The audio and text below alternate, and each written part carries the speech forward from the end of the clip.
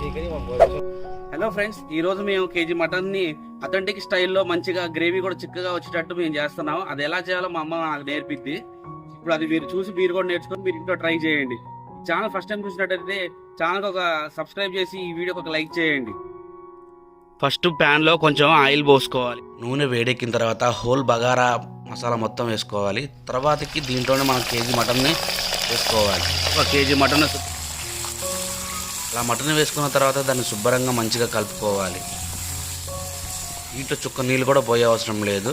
ఆ నీళ్ళు మగ్గేంత వరకు మనం వెయిట్ చేయాల్సిందే. ఇప్పుడు మూత పెట్టుకొని మనం ఒక 10 నిమిషాల పాటు దాన్ని అలా మగ్గనిద్దాము. 5 నిమిషాల తర్వాత మూత తీసిన తర్వాతకి ఇలా కనిపిస్తుంది. తర్వాత ఈ మూత తీసి చూసి ఒకసారి దాన్ని అలా కలుపుకొని కేజీ మటన్కి సరిపడినంత అల్లం వేసుకొని, తర్వాతకి ఉప్పు కొద్దిగా సరిపడినంత వేసుకొని, చిటికెడు పసుపు వేసుకొని దాన్ని కలుపుకోవాలి. తర్వాతకి కారం సరిపడినంత వేసుకోండి, మీ కారం తినేదాన్ని బట్టి. తర్వాతకి జీలకర్ర పొడి, గరం మసాలా, ధనియాల పొడి కూడా వేసి బాగా కలుపుకోండి. చూసారుగా కలర్ ఎంత బాగా వచ్చిందో. కూర మగ్గే లోపల మనం 2 టమాటా ముక్కలు, 2 పెద్ద ఉల్లిగడ్డ ముక్కలు, కొద్దిగా కొత్తిమీర, పచ్చిమిరపకాయలు ఒక 4, కొంచెం పుదీనా, ఒక 10 జీడిపప్పు పలుకులు, వీటన్నిటిని మనం మిక్సీ పట్టుకుందాం. అంతకన్నా ముందు మనం ఈ ఉల్లిగడ్డల్ని మంచిగా ఆయిల్లో వేయించుకొని వీటన్నిటిని మిక్సీ చేసి పేస్ట్లా తయారు చేసుకుందాం. తర్వాత గిన్నెలో కొద్దిగా ఆయిల్ పోసి మన ఉల్లిగడ్డ ముక్కలను దాంట్లో దోరగా వేయించుకోవాలి.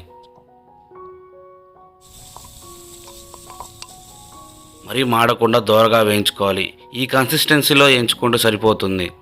తర్వాత వేయించుకున్న దానికి ఒక ప్లేట్లో తీసుకుందాం. ఈ విధంగా వేయించుకున్న తర్వాత దాన్ని పేస్ట్ చేసుకోవాలి. ఇప్పుడు ఆ పేస్ట్ చేసుకున్న మిశ్రమాన్ని మనం ఉడుకుతున్న మటన్లో వేసేయాలి. వేసుకున్న తర్వాత దాన్ని చిన్నగా కలుపుకోవాలి. చూసారు కదా, గ్రేవీ అనేది చాలా చిక్కగా కనిపిస్తుంది. తర్వాత అదే పాటలో కొన్ని వాటర్ పోసుకొని ఇప్పుడు ఆ వాటర్ని దీంట్లో పోయాలి. ఇప్పుడు మూత పెట్టుకొని ఒక 10 నిమిషాలు మంచిగా సన్న మంటపై ఉడికియాలి. అలా ఉడికించిన తర్వాత ఒక్కసారి మనం మూత తీసి చూస్తే అలా మంచిగా పీసు కూడా మెత్తగా కుక్ అవుతుంది. పులుసు కూడా చాలా దగ్గరగా వస్తుంది. పైకి లేపు చూపించాము. మంచిగా గ్రేవీ కూడా చాలా చిక్కగా అయింది. ఇది పరోటా కానీ, వైట్ రైస్ కానీ, బగారా రైస్ కానీ అద్భుతంగా ఉంటుందండి. ఇప్పుడు కొద్దిగా కొత్తిమీర చల్లుకుందాం. మట్టి పాత్రలో ఒక పావు గంట ముందే దించుకోవాలి, ఎందుకంటే వేడి అలానే ఉంటుంది. ఈ వీడియో చివరి వరకు చూసినందుకు ధన్యవాదాలు. ఈ ఛానల్ సబ్స్క్రైబ్ చేసి సపోర్ట్ చేయండి ప్లీజ్.